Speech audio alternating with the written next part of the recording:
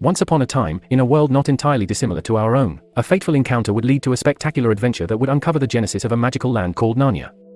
This is the tale of The Magician's Nephew, the first chronicle of Narnia, written by the great C.S. Lewis.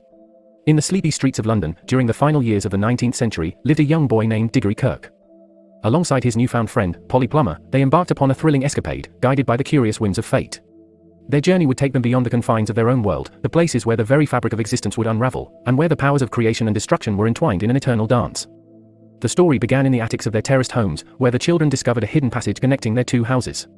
Through this secret conduit, they ventured into the forbidden study of Diggory's eccentric uncle, Andrew Ketterley. A dabbler in magic, Uncle Andrew possessed a collection of mysterious rings, which he believed held the power to transport their wearers to other worlds. In a moment of cunning manipulation, Uncle Andrew tricked Polly into donning one of the rings, whisking her away to an unknown dimension. Desperate to save his friend, Diggory was left with no choice but to follow. Armed with a pair of rings, one to transport them to other worlds and another to bring them back, the duo embarked on a journey that would span the breadth of creation itself.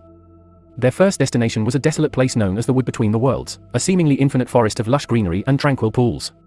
These pools served as gateways to countless other worlds, each one a glittering gem in the vast tapestry of existence. It was here, in this verdant interstice, that Diggory and Polly would come face to face with the danger that would forever alter the course of Narnia's history. Against their better judgment, and with the insatiable curiosity of youth, the two friends decided to explore one of these uncharted realms.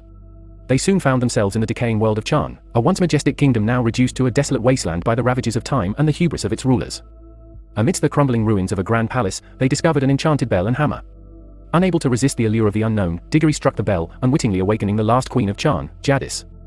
A towering figure of indomitable will and fearsome power, Jadis was the living embodiment of the dark arts that had brought Charn to ruin.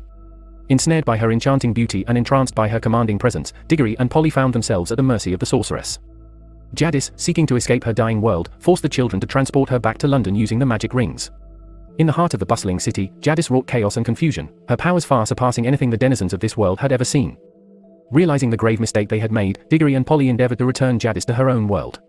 In the ensuing struggle, a motley assortment of characters were caught in the crossfire: Uncle Andrew, a hapless cabbie named Frank, and his faithful horse, Strawberry. The group found themselves back in the Wood Between the Worlds, but this time, their journey did not end there. Drawn to a new, unexplored pool, they were whisked away to a world on the cusp of creation. This was the dawning of Narnia, a land destined for wonder and enchantment.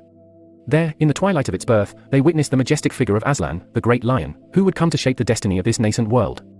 His voice, rich and melodious, echoed through the void, and with each resonant note, the fabric of Narnia sprang to life. Lush forests emerged, rivers flowed, and a menagerie of creatures stirred into existence. As the architect of this wondrous land, Aslan bestowed upon the animals the gift of speech and wisdom, granting them the ability to reason and communicate. It was here that Frank and Strawberry would find their true calling. Transformed by Aslan's power, Strawberry became Fledge, the first of the noble winged horses of Narnia, while Frank and his wife, Helen, were crowned as its first king and queen. But darkness still lingered on the horizon, for Jadis had not been idle during the birth of Narnia. In a desperate bid for power, she had stolen a piece of fruit from a sacred tree, a tree that Aslan had instructed Diggory to plant in the heart of this new world. The fruit, imbued with the power of eternal life, granted Jadis immortality but cursed her with an insatiable hunger for dominion over Narnia. Aslan, wise and compassionate, offered Diggory a chance at redemption. Tasked with retrieving another fruit from the sacred tree, Diggory faced a trial of temptation, as the fruit held the power to heal his ailing mother. Yet, in an act of selflessness and devotion to Narnia, Diggory resisted the allure of the fruit's power and returned it to Aslan unscathed. In recognition of his noble heart, Aslan granted Diggory a single fruit from the tree, which he used to heal his mother and plant a new tree in his own world. With their task complete, Diggory and Polly were returned to London, accompanied by Uncle Andrew, whose misadventures in Narnia had humbled him and quelled his thirst for magical power.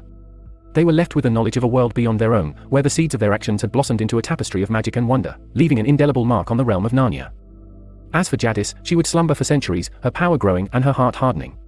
In time, she would rise again, heralding an age of darkness and strife, but that is a story for another day. For now, we remember the dawn of Narnia and the brave children who, in their innocence and courage, helped to shape a world of enduring magic and enchantment.